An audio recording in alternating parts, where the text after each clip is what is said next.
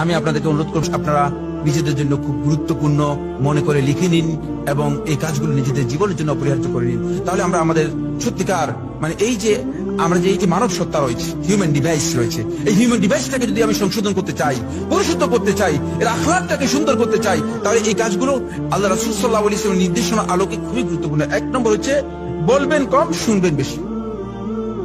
সম্ভব কিনা? এটা আমাদের অনেকের জন্য কঠিন। বলবেন কম, শুনবেন বেশি। এখনই লিখে নেন, আজকে থেকে প্র্যাকটিস করুন। তাহলে দেখবেন যে আপনার মানে আপনি এরপরে 1 মাস পরে যদি এই প্র্যাকটিস করে আসে, আপনি দেখেন যে আপনার অবশ্যই অবস্থার পরিবর্তন হচ্ছে, অবশ্যই অবস্থার পরিবর্তন। বলবেন কম, শুনবেন বেশি। 2 নম্বর হচ্ছে কাজ করবেন বেশি, দেখবেন কম। অন্যের কাজ দেখার আপনার দরকার নেই, অন্যের কাজ দেখলে আপনি ভুল বের করবেন।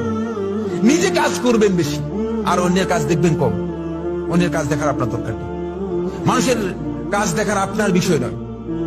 তাদের হিসাব ওয়া হিসাবুহুম আলাল্লাহ, আল্লাহ রাসূল সাল্লাল্লাহু আলাইহি ওয়াসাল্লাম বলে দিয়েছেন তাদের হিসাব কার কাছে? আল্লাহর উপর। আল্লাহর উপর ছেড়ে দেন, আল্লাহর কাছে ছেড়ে দেন। আপনি এদের হিসাব নেওয়ার জন্য আপনাকে বিচারক হিসেবে দায়িত্ব দেওয়া হয়েছে কিনা?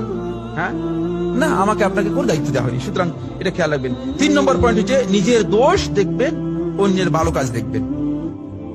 নিজের দোষগুলো দেখবেন, অন্যের ভালো কাজগুলো দেখবেন। দেখবেন আপনার ডিভাইসটা কি হয়ে যাচ্ছে, পরিচ্ছন্ন হয়ে যাচ্ছে। আপনার যে ডিভাইস রয়েছে, এই ডিভাইসটা আপনার যে মানব সত্তা রয়েছে, এটাকে আপনি পরিশুদ্ধ করতে পারবেন। নিজের দোষটা বেশি বেশি দেখবেন, সংশোধন করতে পারবেন, নিজেকে সংশোধন করতে পারবেন। আর অন্যের ভালো কাজগুলো দেখবেন, তাহলে আপনি ভালো কাজগুলো গ্রহণ করতে পারবেন। বুঝতে পেরেছেন? আপনি শুধুমাত্র ডাস্টবিনের দিকে তাকালে চলবে না। শাররুল ওয়ালা মান বিআইবিন নাস মুশতাগালা মিসলা যুবাবি ইয়াতবাউল আলালা। আরব কবি বলতেছেন, ওই সৃষ্টির মধ্যে ওইটা সবচেয়ে নিকৃষ্ট যে মানুষের দোষগুলো খুঁজে খুঁজে বেড়ায়।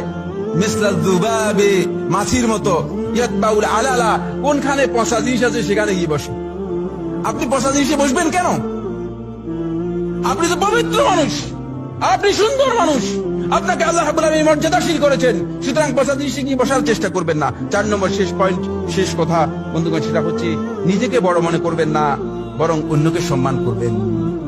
দেখবেন এই 4টি কাজ যদি কেউ করতে পারে, নিজেকে বড় মনে করবেন না। নিজেকে যিনি বড় মনে করতেছেন, হামসুমান ডাঙ্গারি নিস্ট ফার্সিতে বলে যে মানে আমি আর কেউ কিছু না। বুঝতে পেরেছেন? এই ধরনের ধারণা যার মধ্যে ঢুকে গিয়েছে, আমি নিশ্চিত বলে দিচ্ছি সে এই ডিভাইসকে কি করতে পারবে না, সংশোধন করতে পারবে না। এই জন্য নিজেকে বড় মনে করবেন না, সম্মান করবেন অন্যদেরকে। অন্যদেরকে সম্মান করা এটা রাসূলুল্লাহ সাল্লাল্লাহু আলাইহি ওয়াসাল্লাম সুন্নাহ। সুবহানাল্লাহ। আল্লাহ নবী সাল্লাল্লাহু আলাইহি ওয়াসাল্লাম বাচ্চাদেরকে সালাম দিতেন। হাযা আকুলু কওলি হাযা লি ওয়া লাকুম ফাস্তাগফিরু লি ওয়া লাকুম ফাস্তাগফিরুহু ইন্নাহু হুয়াল গফুর।